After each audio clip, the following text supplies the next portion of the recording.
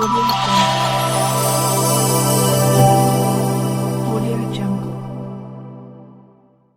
थी, जहाँ पर मैंने एएसपी गया, एएसपी पलामू और सिटी एसपी रांची के रूप में कार्य किया है। और काफ़ी डिफ़िकल्ट चैलेंजिंग पोस्ट थी ये नक्सल प्रभावित क्षेत्रों में। उसके बाद 2001 में मेरा पदार्पण उत्तर प्रदेश संपर्क में हुआ। मिर्ज़ापुर और महोबा दोनों जनपदों में मैंने काफ़ी समय तक कार्य किया है। उसके अतिरिक्त पीएससी में रही हूँ और एआईजी ट्रेनिंग के रूप में रही हूँ, सीबीसीआईडी में रही हूँ और फिर उसके बाद एक लंबे समय के लिए भारत सरकार में थी, जहाँ पर मैंने राष्ट्रीय पुलिस अकादमी हैदराबाद में बतौर ट्रेनर के रूप में कार्य किया है। और 2007 से 2011 के जितने भी बैचेस हैं वो उनकी ट्रेनिंग को संभाला है एज पोस्ट डायरेक्टर।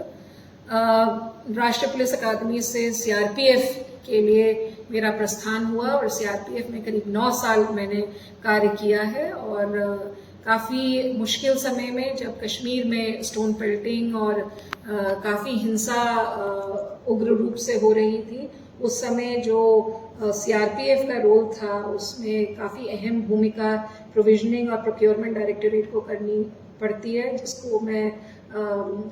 जिसका भार मैं अपने कंधे पर लिए हुई थी। और उसमें काफ़ी 4 साल तक ही हमने काफ़ी मेहनत की और कार्य किया। आगे मैंने नेशनल डिफेंस कॉलेज उसको भी पूरा किया और उसके बाद सीआरपीएफ के कार्यकाल को पूरा करते हुए उत्तर प्रदेश संपर्क में वापस लौटी हूँ 2022 में। और पिछले 1.5 साल से मैं additional DG traffic and road safety और पिछले 3 माह से एडिशनल डीजी 1090 का भी अतिरिक्त प्रभार संभाल रही थी। तो पिछले 1.5 साल से यूपी का भी जो एक्सपीरियंस रहा बहुत अच्छा रहा और काफ़ी हमने काम ट्रैफिक में किया और काफ़ी 3 महीने में भी 1090 में भी काफ़ी काम किया। महिला मिशन शक्ति का अभियान हम लोग के स्तर से चलाया जा रहा था और ट्रैफिक में भी तरह तरह के एक्सपेरिमेंट्स और इनोवेशंस किए गए, जिससे गुणात्मक रूप से उत्तर प्रदेश का ट्रैफिक में काफ़ी सुधार पिछले 1 साल में आया है। और इस संबंध में माननीय मुख्यमंत्री जी ने भी अपना संतोष व्यक्त किया है। और अब यहाँ पर एडीजी आगरा जोन के रूप में पदस्थापना हुई है, आज चार्ज ग्रहण किया है। और इस इम्पोर्टेंट रोल को हम लोग किस तरह से अदा करेंगे, पूरी टीम के साथ आज बातचीत हुई।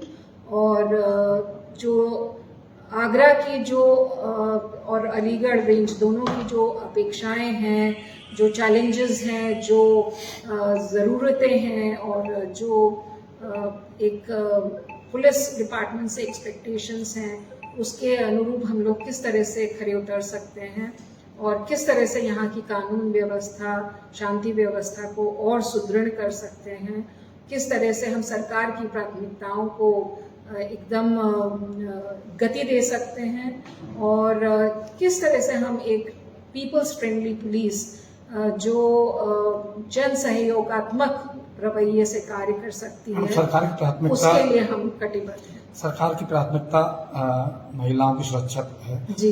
और कहीं ना कहीं आप पहली एडीजी महिला हैं, तो किस तरीके से?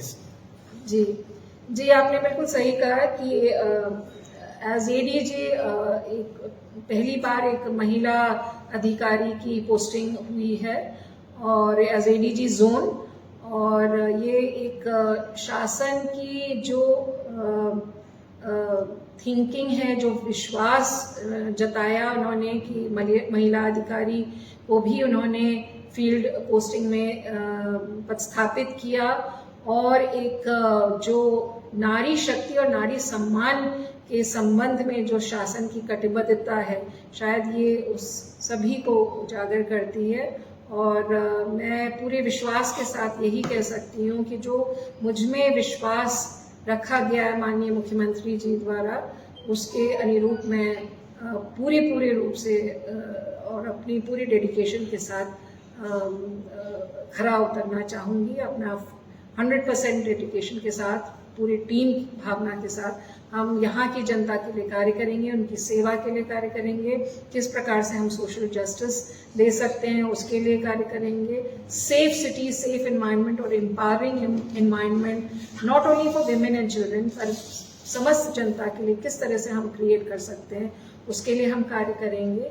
और बाकी जैसे जैसे जो इश्यूज आते जाएंगे, जैसे आपने जन्माष्टमी की बात कही, मथुरा में अभी जन्माष्टमी का पर्व आने वाला है, तो इसके लिए भी हम किस तरह से अपनी प्लानिंग करें, किस तरह से ऑपरेशनल स्ट्रैटेजी बनाएं, किस तरह से हम एक सौहार्दपूर्ण वातावरण में पर्वों का को संपन्न कर सकें, इन सभी चीज़ों पर हम विशेष ध्यान देते हुए आगे कार्य करेंगे। और जो यहाँ पर अच्छे कार्य हुए हैं अब तक की, उनको भी, उस लीगेसी को भी हम कैसे आगे ले जा सकते हैं उस पर हम विशेष रूप से ध्यान देंगे।